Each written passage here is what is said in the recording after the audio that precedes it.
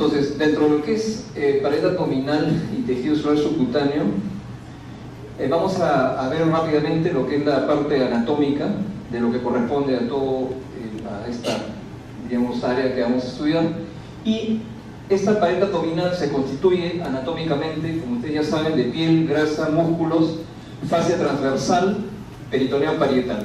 Las lesiones ocupantes de espacio pueden originarse en cualquiera de estas estructuras. Estas lesiones pueden formar una masa tumoral o deformidades a nivel de la pared abdominal que pueden ser tumorales o no tumorales, ¿no? Generalmente estas lesiones de pared abdominal son fácilmente observables de primera instancia a la endoscopía, ¿no? Básicamente se van a definir como un bulto, ¿no? El paciente es el primero que lo nota, y de ahí vamos a ir viendo según la clínica diferentes comportamientos de esta masa. No puede haber cambio de coloración en la piel dependiendo de qué se trate la masa. Puede acompañarse de una serie de hallazgos físicos, ¿no? Pureza, diríamos, masas blandas, desplazables, y dolor a la palpación, o protrusión de la masa en caso de que la masa, diríamos, provenga de la parte más interna de la cavidad abdominal, ¿no? Para recordar las capas de la pared abdominal, tenemos al inicio la parte más superficial, la piel, la fascia de Camper, la fascia de Scarpa, todo esto conforma el tejido celular subcutáneo. Viene luego la capa muscular, conformada por el oblicuo mayor, oblicuo menor, músculo transverso y los músculos rectos anteriores, los cuales están unidos en la línea media por la línea alba. Viene luego la fascia transversales y ya, diríamos, internamente la cavidad peritoneal. ¿No? Tenemos acá, desde el punto de vista macroscópico o microscópico, macroscópico, ¿no? Una visión panorámica, diríamos, de todo el grosor de lo que vamos a estudiar, ¿no? Vean ustedes los diferentes cortes. Esto ya es en la parte anatómica que ya deben de conocer. Tenemos músculo recto anterior, tenemos la línea alba que los une a los dos músculos rectos anteriores, tenemos el músculo transverso más profundo, le sigue el oblicuo interno, el oblicuo externo, ¿no? Y todos estos forman la capa muscular de la pared abdominal, ¿no? Vean ustedes las diferentes capas y relaciones anatómicas a nivel de diferentes alturas de corte, ¿no? A nivel de epigastrio vemos el recto anterior, vemos el oblicuo externo, ¿no? Vean ustedes cómo la aponeurosis envuelve al recto, músculo recto abdominal. Luego, a un corte medio, casi cercana a la cicatriz umbilical, tenemos también la aponeurosis de los tres músculos que le hacen o envuelven diríamos, a la aponeurosis del músculo recto anterior, ¿no? Un corte más inferior, ya vemos que por debajo del músculo recto anterior ya las fascias de esos tres músculos pasan por encima. Entonces, ¿cuáles son las principales patologías que pueden afectar a nuestra pared abdominal? Podemos dividirlas en forma general como congénitas o adquiridas, ¿no? Dentro de las adquiridas, diríamos, o en general tenemos que estas lesiones pueden ser que ocupan espacio, ¿no es cierto?, a nivel de la pared, pero que no son lesiones herniarias, ¿no? Las lesiones herniarias vamos a dejarlas, o creo que las va diríamos, es un tema que va a ser parte de otra clase, me parece. Es un tema bastante extenso, son como 12 o 15 tipos de hernias diferentes a nivel de la pared abdominal. Y bueno, dentro de las lesiones ocupantes de espacio tenemos a las enfermedades no neoplásicas, que pueden ser de causas infecciosas, ¿no? Celulitis, abscesos, generadas por bacterias, incluyendo actinomicosis, hongos, parásitos. No neoplásicas no infecciosas, entran acá las lesiones traumáticas, los trastornos metabólicos, problemas de endometriosis, problemas inmunológicos. Tenemos entre ellas el hematoma, ¿no? Dentro de las causas no neoplásicas traumáticas, hematoma, granuloma de sutura, tumor de Schoffer, quiste de inclusión epidérmica, endometriosis y endometriomas, fasciitis o fasciitis nodular y mesenteritis esclerosante intraabdominal, que es una enfermedad relacionada a la IgF4. Tenemos dentro de las causas neoplásicas y dentro de ellas, primero, a los tumores benignos, entre ellos los lipomas, tumores vasculares, leiomiomas, neurofibromas, schwannomas, fibromas e histiocytoma fibroso benigno, lesiones pigmentadas benignas. Dentro de estos tipos de lesiones benignas hay otros 3 tipos de lesiones, diríamos, que son generalmente benignas, pero que tienen variantes atípicas no malignas, como el tumor fibroso solitario, los tumores de células granulares y el tumor miofibroblástico o pseudotumor inflamatorio. Luego tenemos los tumores benignos que pueden ser potencialmente agresivos, como la fibromatosis y el tumor desmoide, ¿no? El tumor desmoide que tiene cierto comportamiento maligno, que como vamos a ver más adelante. Dentro de las enfermedades neoplásicas, diríamos ya malignas, tenemos en primer lugar al carcinoma mioepitelial, son tumores primarios de pared abdominal a nivel de piel y tejidos blandos. Tenemos a la neoplasia ural maligna, adenocarcinoma, los sarcomas de tejidos blandos, ¿no? Diferentes tipos de sarcomas, los melanomas, linfomas primarios de pared abdominal, que son raros. Luego tenemos ya tumores que se originan en otras partes de nuestro organismo, de nuestro sistema, que son los tumores metastásicos o secundarios, que pueden ser originados como una recidiva local, infiltración por contigüidad, implantación, ¿no es cierto?, implantación a distancia, a través de una cicatriz, drenaje o corto de la laparoscopía. Tenemos luego los carcinomas metastásicos que se originan del tracto digestivo, páncreas, hígado, de origen ginecológico, pulmón, riñón, nódulo de la hermana María José, es un nódulo, diríamos, con nombre propio. Tenemos los sarcomas que pueden ser intraabdominales, retroperitoneales, de extremidades, y que debe hacerse su diagnóstico con los tumores GIST metastásicos. Tenemos los melanomas y los linfomas, ¿no? Son todos ellos lesiones malignas metastásicas. Ahora, ¿cuál es el espectro, diríamos, de aparatos que usamos, ¿no?, en cuanto a lo que es diagnóstico por imágenes? Básicamente tenemos en el abanico de posibilidades a la radiología simple de abdomen, luego tenemos al ultrasonido de pared abdominal, tenemos a la tomografía espiral multicorte, tenemos a la resonancia magnética nuclear y a la gammagrafía. Dentro de todos estos 5, diríamos, principales modalidades de estudio, consideramos de que la principal y de mayor rendimiento de diagnóstico inicial es el ultrasonido, ¿no?, que se usa con transductores planos de alta frecuencia, que debe siempre complementarse con transductores convexos de frecuencia baja cuando la masa es bastante grande, ¿no? Cuando son masas de más de 10-15 centímetros, ya el transductor de partes blandas, por más que la lesión esté en pared abdominal, no va a alcanzar a abarcar toda la lesión, ¿no? Por eso es que tenemos que usar transductores de mayor o de menor frecuencia, convexos. Dentro de lo que es la radiografía de abdomen simple, nos permite tener una visión panorámica inicial de la lesión, ¿no? Tratar de descartar, o nos permite descartar, si es que esa masa que vemos en pared abdominal proviene o no proviene de cavidad abdominal, ¿no? Esa es la principal, de repente, indicación de la radiografía de abdomen, ¿no?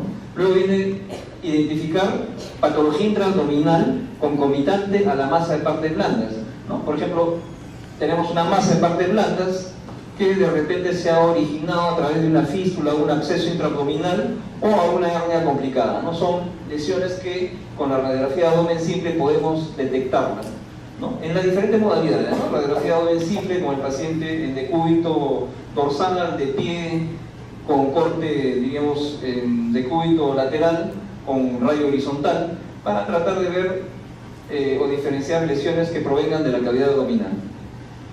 Y acá tenemos el ultrasonido de partes blandas, que como verán está, diríamos, estas imágenes. Tenemos una adecuada representación de los diferentes planos. Tenemos piel, tejido celular subcutáneo, viene el plano muscular, ¿no?, y abajo ya diríamos en la profundidad lo que corresponde a cavidad abdominal, ¿no? Igual en este plano, con un traductor plano de alta frecuencia, pero diríamos con transformación, diríamos, con ampliación en abanico. Podemos ver igualmente piel, celular subcutáneo, músculo recto anterior derecho, músculo recto anterior izquierdo, la grasa retroaponeurótica, y acá ya vemos cavidad abdominal. La tomografía espiral multicorte diríamos que también tiene la virtud de que nos permite evaluar la masa de pared abdominal y su relación con la cavidad abdominal, ¿no? Nos permite tener una visión panorámica de toda la anatomía de esa zona y tratar de diferenciar o de ampliar el diagnóstico en cuanto a la masa, si es que esa masa proviene de pared abdominal o no, y ver cuál en todo caso es la extensión, y ver también si es que la masa de repente puede ser vascularizada o no con la administración del contraste.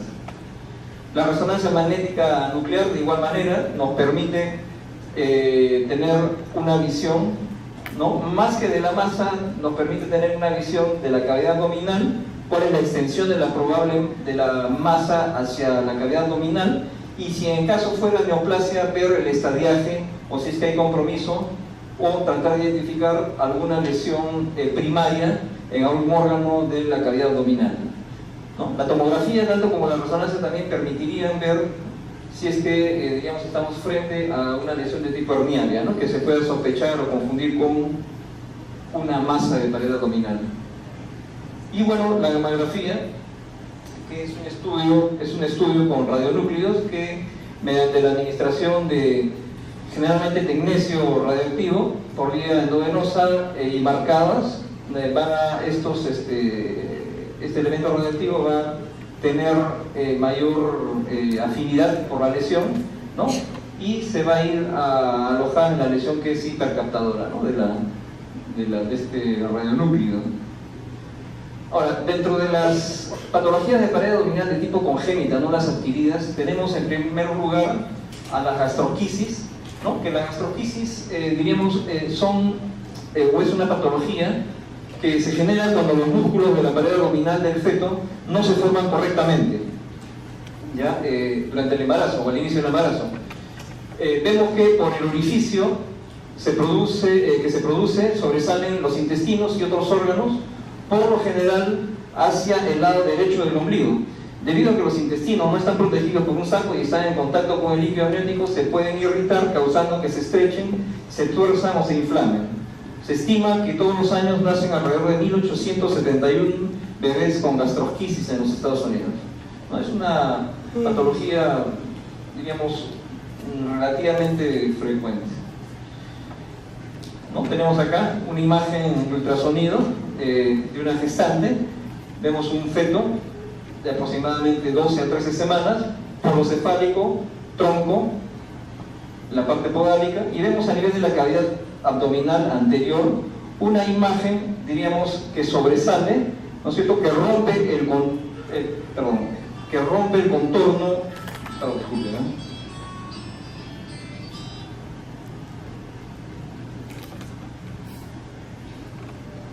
Que rompe el contorno natural, diríamos, de la cavidad abdominal, ¿no? Entonces vemos acá que es una masa, aparentemente, que sobresale y que tiene una solución de continuidad a través de la pared abdominal, y en la cual podemos ver claramente que, diríamos, es una extrusión del contenido intraabdominal, ¿no? Intestinos y probablemente pícula. El onfalocele, que es algo bastante similar, se llama también exonfalocele, y es un defecto de nacimiento que consiste en una herniación de la pared abdominal, generalmente el estómago, los intestinos, el hígado, otros órganos del abdomen del bebé sobresalen a través del ombligo y quedan envueltos en un saco delgado casi transparente, que casi nunca está abierto o roto. Se estima, en este caso, que tiene menor incidencia que la gastrosquisis, son 775 bebés con onfalocele en los Estados Unidos, ¿no?, por año.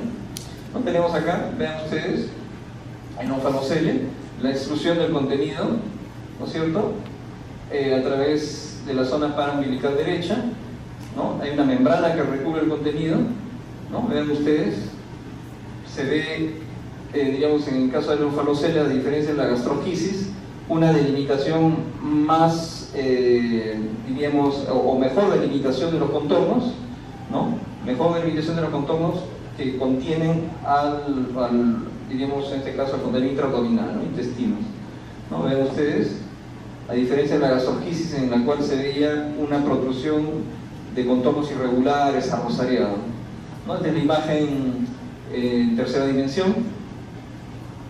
Ahora, dentro de las patologías benignas tumorales, los más frecuentes son los lipomas, ¿no? Los lipomas en pared abdominal son bastante frecuentes, generalmente se dan en pacientes, mujeres obesas o que tienen cierto perfil o tendencia a la obesidad, que tienen perfil lipídico alterado, y que estos, diríamos, generalmente aparecen en tejido solar del cuello y tronco principalmente, pero también se dan a nivel de pared abdominal, ¿no?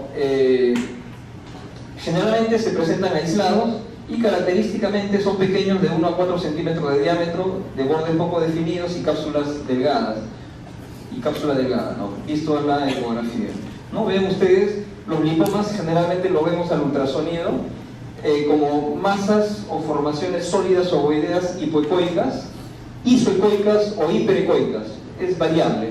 Generalmente son isoecoicas y generalmente también están delimitados por una cápsula y se encuentran por debajo de lo que es la piel, inmersas en el tejido celular subcutáneo. No se olviden que también pueden haber lipomas a nivel de plano muscular, ¿no? En este caso, este lipoma está en el tejido celular subcutáneo por encima del plano muscular que tenemos acá, ¿no? Tenemos acá, por ejemplo, otra en la tomografía, una imagen de, digamos, una masa de pared abdominal a nivel del músculo oblicuo derecho, ¿no es cierto? ¿No? Vean ustedes cómo compromete, es una masa hipodensa, en la cual, bueno, no es un estudio contrastado, no capta mucho contraste.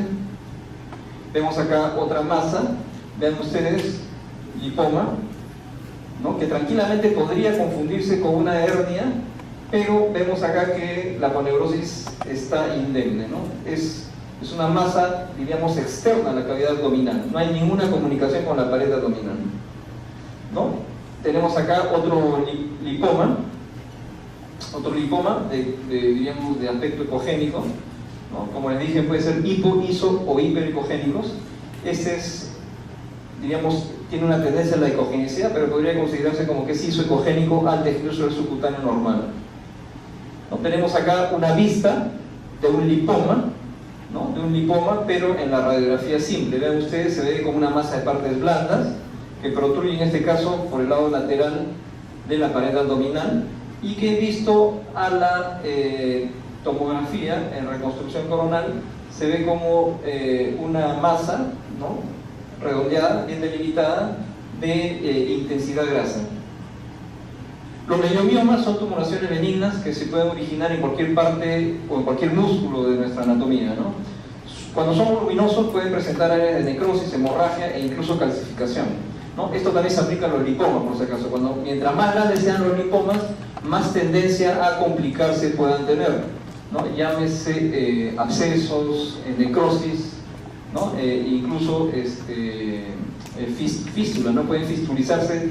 Un lipoma puede necrosarse, infectarse o abscedarse y fistulizarse tanto hacia afuera como hacia adentro de la cavidad abdominal, ¿no?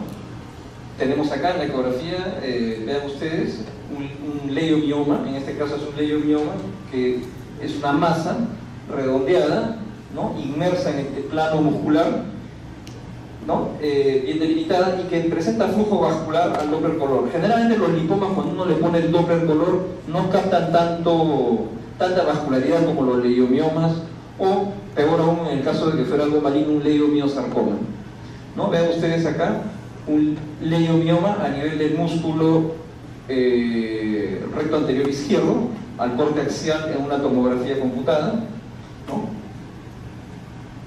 Ahora, pasamos a los hemangiomas. Los hemangiomas son lesiones generalmente, diríamos, benignas, ¿no? Se presentan en cualquier parte del cuerpo. 75% al nacer se presentan, diríamos, en el 75% de los casos al nacer, diríamos. En el otro 25% pueden estos hemangiomas ir formándose en el transcurso de la semana, en los meses, y el 60% de los hemangiomas se dan o se presentan en la cabeza y el cuello.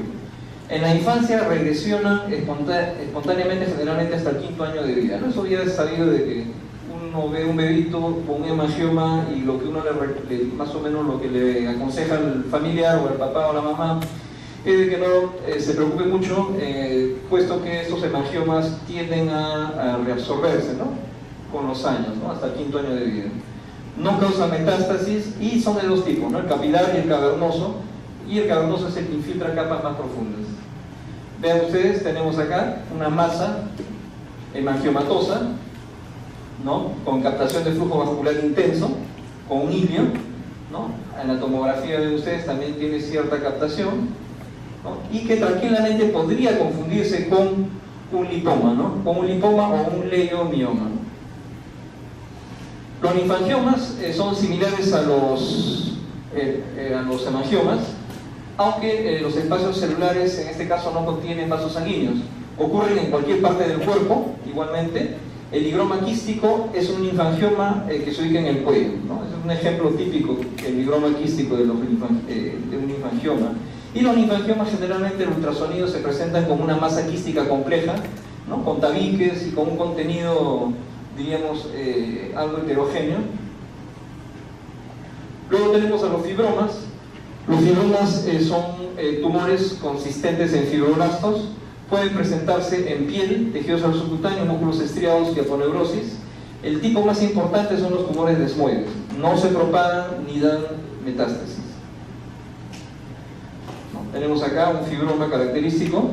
La característica de los fibromas, a diferencia de los, los lipomas, es que tienden a ser más redondos.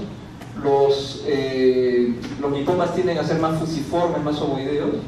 Y los fibromas, por el contenido estromal o celular que se caracterizan, diríamos, son más heterogéneos, ¿no? Tienen más tendencia a formar áreas ecogénicas centrales, ¿no? Incluso diríamos que esa es la principal característica de ellos, ¿no? Luego tenemos los neurofibromas, ¿no? Es una lesión benigna de origen desconocido que puede ocurrir en el nervio periférico, tejidos blandos, piel o hueso.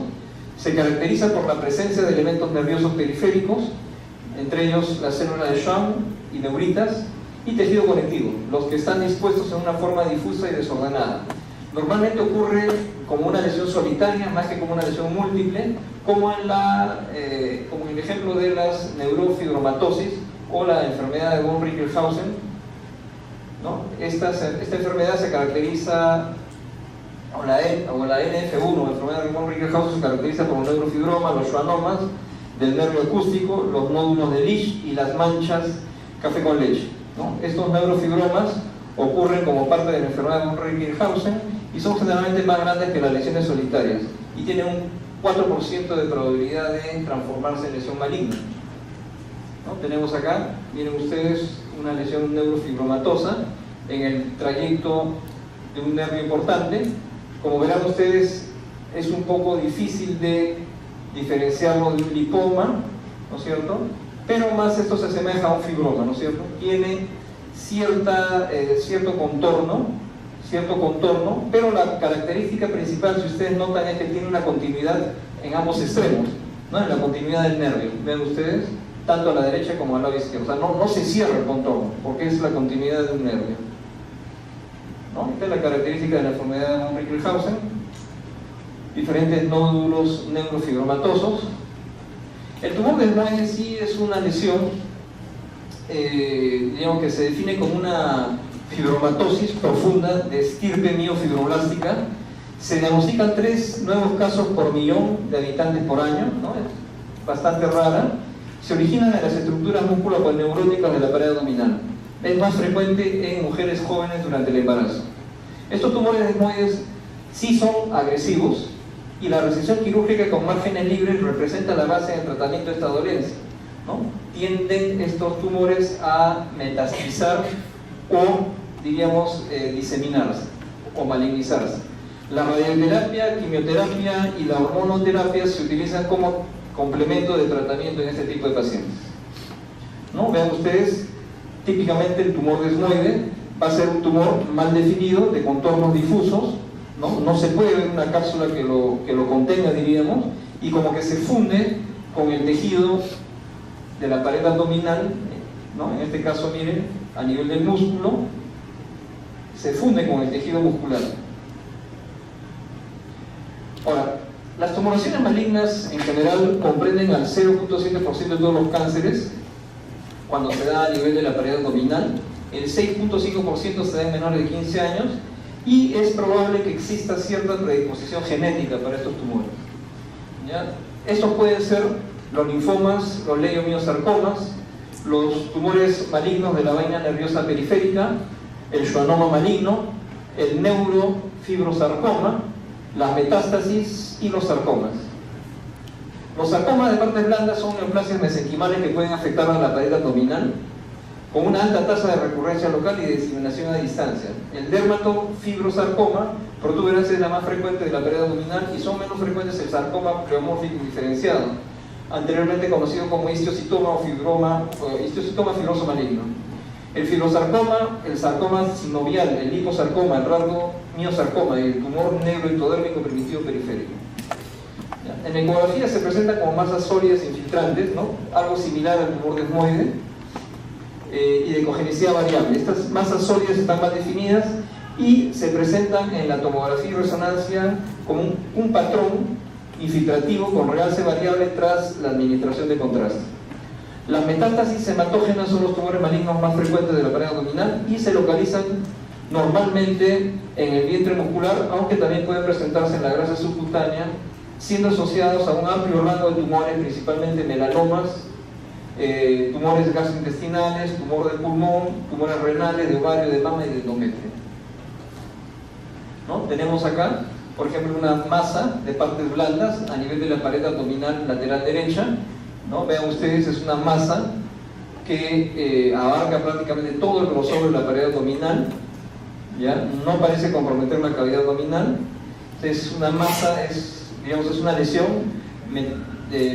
producto de una metástasis hematógena en pared abdominal en un paciente de 70 años con neoplasia de colon. ¿Ya? Entonces, en la tomografía con contraste intravenoso muestra una gran masa que infiltra la pared abdominal lateral derecha de bordes lobulados y espiculados con captación heterogénea de contraste y áreas hipodensas, ¿no? Vean ustedes, pequeñas áreas oscuras, redondeadas, que son reflejo de la necrosis central. ¿No? En la imagen coronal de la tomografía computada se detecta también infiltración del tejido celular subcutáneo y del peritoneo en forma parcial, ¿no? Con desplazamiento del colon hacia la izquierda y la sutura, hay una sutura metálica, diríamos, hacen referencia a una sutura metálica producto de la anastomosis hilotransversa en este paciente con antecedente de cáncer de colon. Vean ustedes otra lesión metastásica en pared abdominal, es una metástasis de melanoma.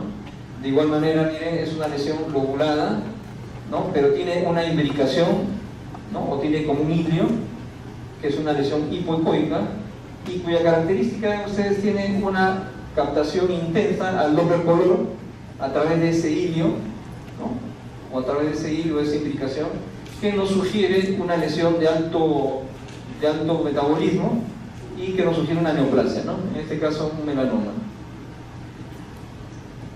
Terminando ya las lesiones neoplásicas, tanto benignas como malignas, vamos a pasar a otro tipo de lesiones bastante frecuentes que se nos dan o se presentan generalmente en la consulta y en la emergencia, ¿no? Porque son pacientes que generalmente llegan a la emergencia del hospital o del centro de salud en el cual estén.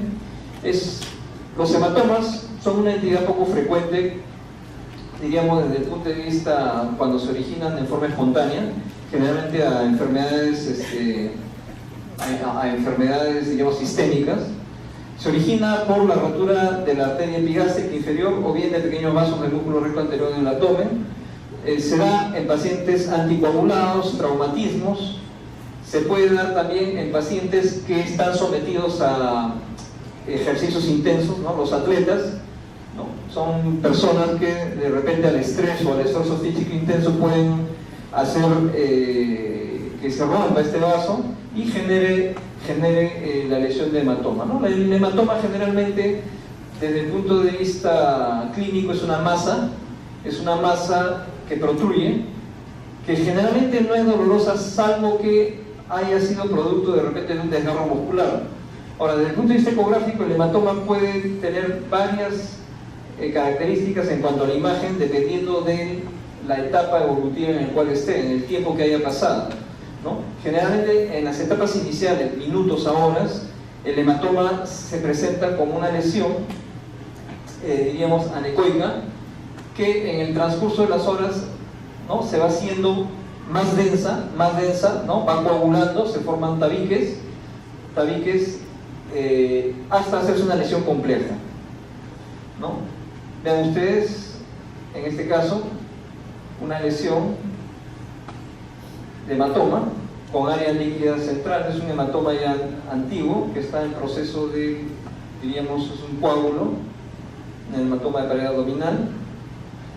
Ahora, la otra contraparte son los abscesos de pared abdominal, que son colecciones con contenido purulento, detritus, aire y líquido. El mejor estudio para su evaluación y seguimiento sigue siendo la ecografía, la cual sirve incluso como guía para una probable intervención de punción y drenaje, ¿no? El Doppler color muestra el realce periférico de la lesión, y la tomografía y resonancia magnética puede usarse como complemento o visualización de probable compromiso intraabdominal, ¿no? Como ya habíamos dicho al inicio, la tomografía y resonancia más nos da, diríamos, un apoyo para ver en profundidad cuál es la probable extensión de la lesión de pared abdominal, o descartar si que la lesión de pared abdominal viene de adentro o únicamente está contenida en la pared abdominal, ¿no? Vean ustedes, en este caso, igual es una lesión bastante similar a un hematoma, pero vean ustedes el flujo vascular periférico, ¿no? Como ustedes tengan una masa,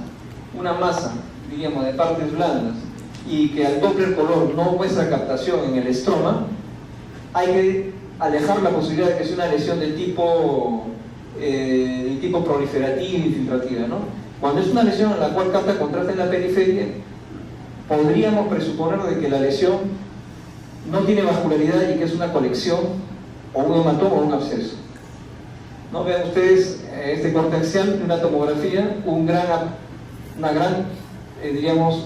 compromiso de pared abdominal anterior con áreas hipodensas de densidad aire, ¿no?, que es el gas que se ha formado en el absceso. Hay edema, ¿no?, y es un proceso o una infección o un absceso de pared abdominal, ¿no? En este caso, una colección hipodensa en pared abdominal anterior izquierda en la tomografía, adyacente a un defecto de pared secundario a una cirugía previa que es una laparoscopía, ¿no? Es a nivel de esta lesión que le han hecho, o sea, le colocaron el trocar para la cirugía, y luego se le realiza la punción a este paciente a nivel de esta colección y drena, ¿no? Vean ustedes otra colección a nivel de pared abdominal, esto ya es ultrasonografía. Vean ustedes la zona hipoecoica, ¿no es cierto?, densa, con áreas restringentes que vendrían a ser el aire del absceso. Bueno, he tratado de avanzar lo más rápido que he podido. Muchas gracias. No sé si tienen alguna pregunta. Bueno, les agradezco la atención. Conmigo será hasta acá. Creo que tienen otra clase, ¿no? Gracias.